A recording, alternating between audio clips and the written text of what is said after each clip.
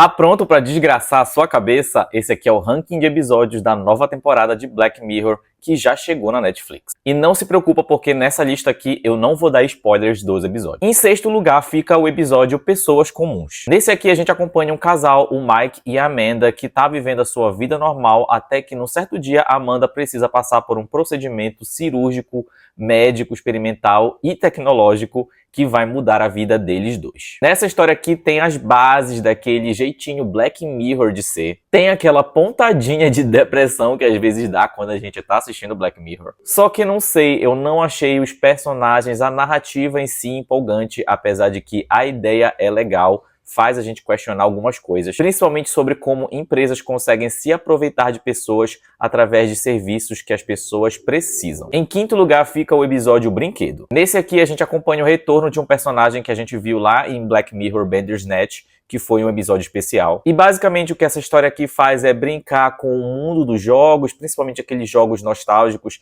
lá dos anos 80, 90, e adiciona nesse elemento nostálgico um pouco de paranoia, aquele medo que a gente tem de que as inteligências artificiais e os robôs cheguem dominando a gente com tudo. O desenvolvimento aqui desse capítulo, eu achei ele bacaninha, mas o final dele realmente é o que me marcou. É aquele tipo de conclusão que faz a gente se perguntar se a humanidade não tá montando ali tijolo por tijolo o nosso próprio final, o nosso próprio caixão, tecnologicamente falando. Aqui a gente tem sim uma ideia um pouquinho requentada de Black Mirror, e tem episódios melhores aqui nessa sétima temporada. Em quarto lugar fica o episódio Eulogy, e aqui a gente tem uma atuação fenomenal do ator Paul Giamatti, que faz um personagem que eu achei levemente desagradável. Na trama a gente acompanha o protagonista que está usando uma tecnologia que faz ele basicamente penetrar nas fotos, nos eventos que ele vê quando ele pega uma fotografia. Esse aqui é um capítulo que brinca com a nossa ideia de memória, sobre como a gente vê as nossas memórias de uma forma diferente depois de alguns anos. Sobre como um sentimento nosso de muito tempo atrás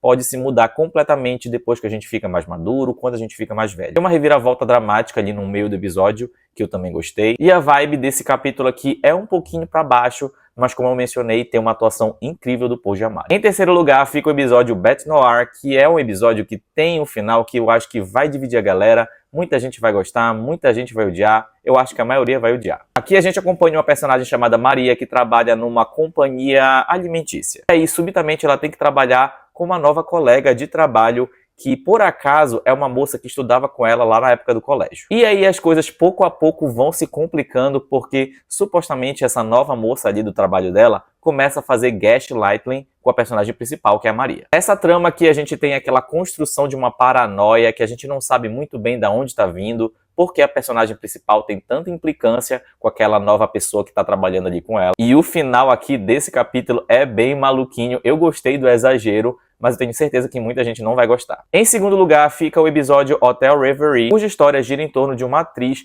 que vai trabalhar basicamente revivendo um filme antigo. Ao invés dessa atriz atuar com outros atores, ela na verdade penetra dentro da trama desse filme antigo chamado Hotel Reverie, como se aqueles personagens ali realmente existissem. É uma história complexa, complicada, mas eu te garanto que vai ter muito desenvolvimento para explicar as regras desse universo aqui. No geral, eu achei que é um episódio que consegue explorar diversos sentimentos, ele também tem reviravoltas. Eu achei que essa história aqui ia seguir só um caminho, mas ele tem diferentes ramificações. E apesar desse capítulo ter o protagonismo da Issa Rae, que é uma atriz comediante que eu gosto muito, eu acho que quem rouba a cena aqui, na verdade, é a Emma Corrin, como uma atriz de filmes antigos. É um episódio que tem humor, tem tensão e tem romance também. Mas o melhor episódio dessa temporada é o USS Callister Into Infinity, que é uma sequência de USS Callister. Eu achei que esse capítulo aqui fez tudo direitinho, expandiu o mundo e deu um novo rumo para os personagens que a gente viu em USS Callister. Tem novas situações, é uma expansão divertida, bem humorada, mas ao mesmo tempo que contém risco para os personagens. E olha, eu devo dizer que cada vez mais eu tô gostando da Christian Milioti, que é a atriz que faz a Nanette aqui nesse episódio. Eu acho, inclusive, que ela tá se tornando uma das minhas atrizes favoritas. Ela tem diversos papéis muito legais ali feitos na TV. Esse aqui é um capítulo que consegue acertar em diversos pontos, não só naquele fator Black Mirror